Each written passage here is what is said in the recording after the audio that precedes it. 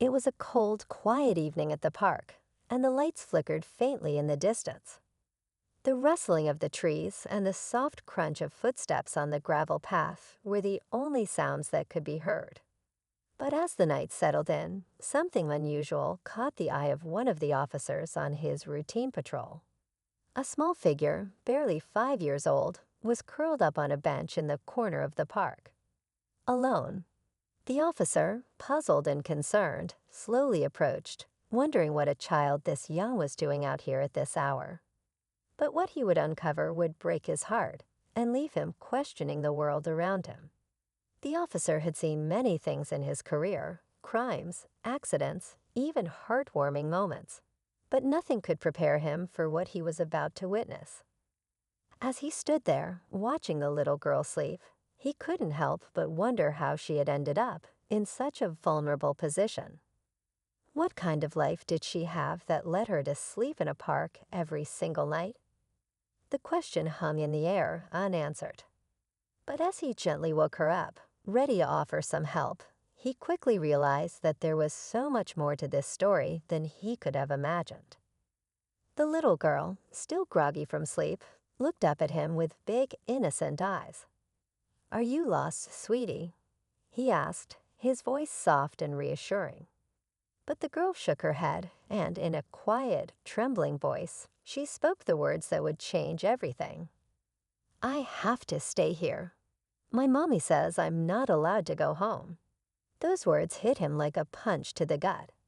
How could a mother tell her child to stay in a park, on her own, every night? The officer's mind raced as he tried to make sense of the situation. Was there abuse at home? Was she in danger? Determined to get to the bottom of this, the officer gently asked the little girl where her mother was. "She's at work," the girl replied, her voice filled with a sense of calmness that didn't match her circumstances. She spoke as though it was perfectly normal to be alone in the park at night. The officer's heart sank. It was clear now that this little girl had no other choice but to endure this lonely existence. But why?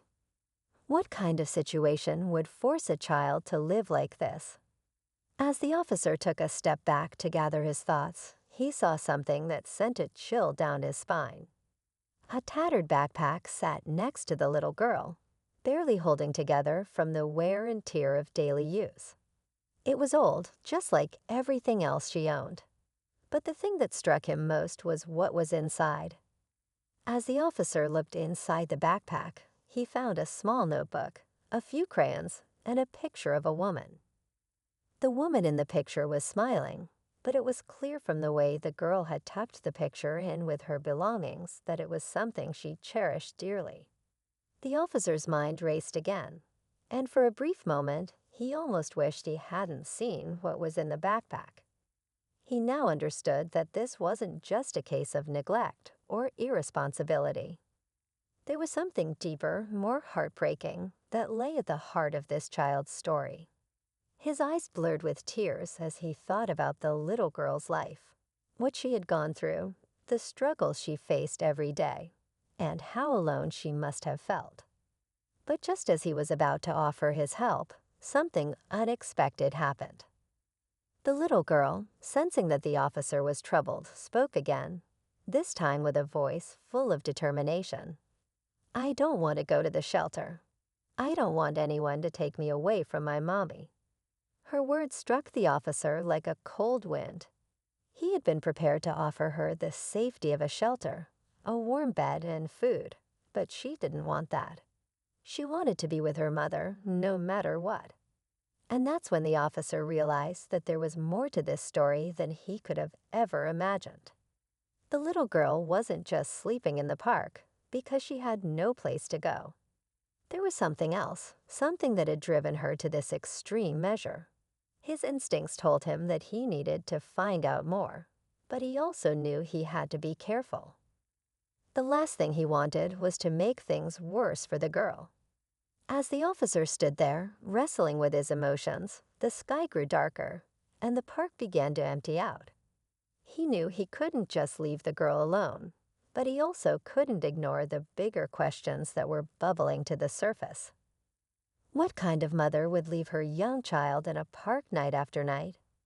What had driven her to such desperate measures? And what would the officer do next? The clock was ticking, and every moment that passed felt like a lifetime. The officer knew he had to act quickly, but with the weight of this heartbreaking situation on his shoulders, he wasn't sure where to begin. Would he be able to find the answers he was looking for? And what would happen to the little girl in the end? The story was just beginning to unfold, and the officer's heart ached for the answers that still eluded him. The officer took a deep breath and sat down on the bench next to the little girl. She looked up at him with wide, trusting eyes, her small hands clutching the picture of her mother. He felt the weight of her gaze, and for a moment, he forgot about the cold night air, the darkened park, and the uniform he wore. All that mattered now was this little girl, alone in the world, with nothing but her belongings and a love for a mother who had, in some way, failed her. "Tell me about your mommy," the officer said softly, trying to steer the conversation in a direction that might shed some light on her situation.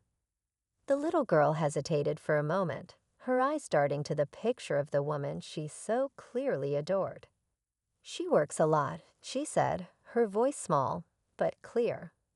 "She works all night at a store. She says I have to stay here so I don't get in the way." The officer frowned, trying to piece together the situation. The girl's words seemed like they were pulled from a script, as though she had said them before. It was clear she had become accustomed to her circumstances, to the routine of spending her nights alone, waiting for her mother to finish her long shifts. But why? Why couldn't the mother bring her daughter to work or find a safer place for her to stay? The officer's mind raced with questions, but he knew better than to push too hard. This little girl had already endured enough. He gently asked her, "Do you like staying at the park?"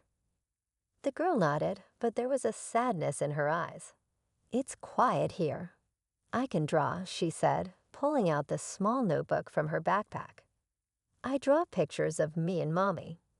I miss her, but I don't want to go to the shelter. They'll take me away from her." The officer looked down at the pictures she had drawn, simple sketches of a little girl holding hands with a smiling woman. It was a stark contrast to the reality he had just discovered. The warmth in the drawings clashed with the coldness of the park, the loneliness that hung in the air. He could feel his heart breaking for her. But as much as he wanted to help, he knew the situation wasn't as simple as it seemed. It wasn't just about offering a safe place to sleep. There was something deeper going on, something that didn't add up. The officer stood up and made a quiet call on his radio, requesting backup and assistance. He needed more information, and he couldn't do this alone. As he waited, he kept his eyes on the little girl. She was still drawing, her brow furrowed in concentration, but he could see the tension in her shoulders. The quiet park, which had felt so peaceful just moments ago, now seemed ominous, as though it were holding its breath, waiting for something to happen. Minutes later, another officer arrived on the scene.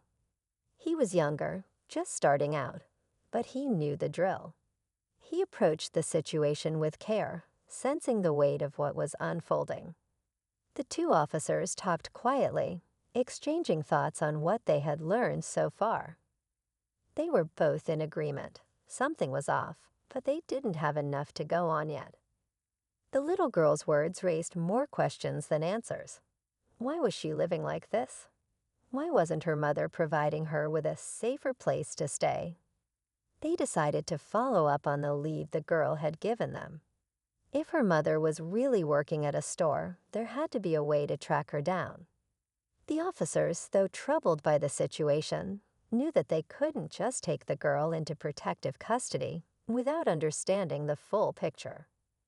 The girl was adamant about not wanting to be separated from her mother, and they needed to respect her wishes, at least for now. The officers drove to the store the little girl had mentioned. It was a small, run-down convenience shop on the outskirts of town. The lights were still on, but the place was nearly empty. A woman, probably in her early 30s, was stocking shelves in the back. The officers approached her cautiously, showing their badges and explaining that they were there to ask about her daughter. At first, the woman seemed confused, almost defensive. She insisted that everything was fine, that her daughter was just fine sleeping at the park. But as the officers pressed her for more details, the cracks started to show. The woman's responses were vague, disjointed, and filled with guilt. She avoided eye contact and seemed increasingly uncomfortable. Why does she have to sleep in the park every night? The officer asked, his voice now firm with concern. The woman paused, her hands shaking slightly as she set down a box of cereal. I don't have a choice, she said quietly, her voice breaking. I can't afford a babysitter. I can't afford anything more than this job. It's all I have. The officer's heart sank as the woman's words hung in the air. He could hear the desperation in her voice, the silent shame she carried with her. She wasn't abusing her daughter, far from it. She was a mother trying her best to survive in a world that had left her with very few options. But in the process, she had pushed her daughter into an unimaginable situation. I've tried to make it work, the woman continued, her eyes filling with tears. But every night I work, I have to leave her. I can't find anyone to help me.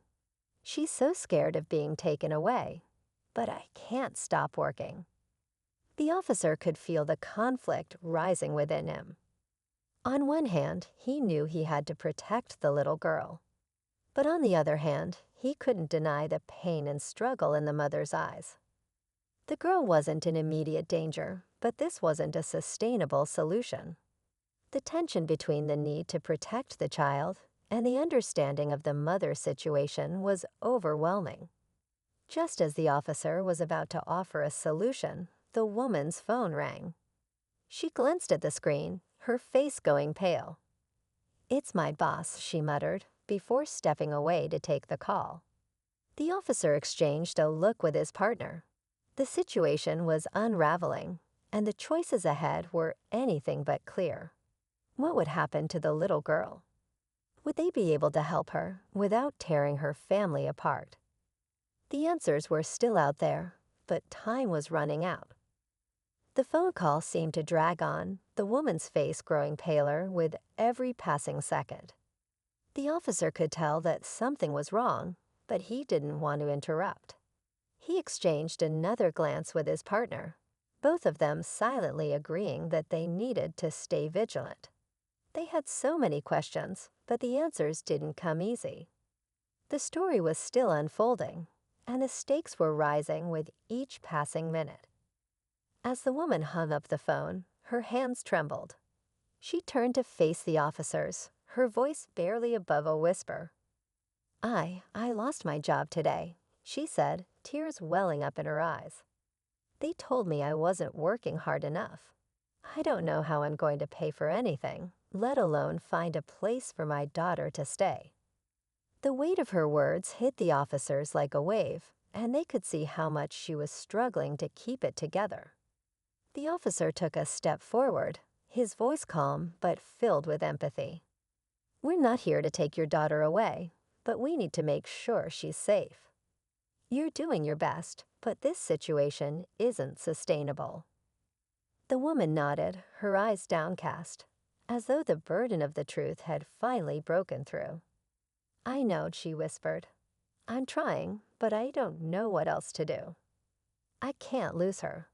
She's all I have left." The officer looked at the mother and then back at the little girl, who had been patiently waiting outside the store, still clutching the picture of her mother.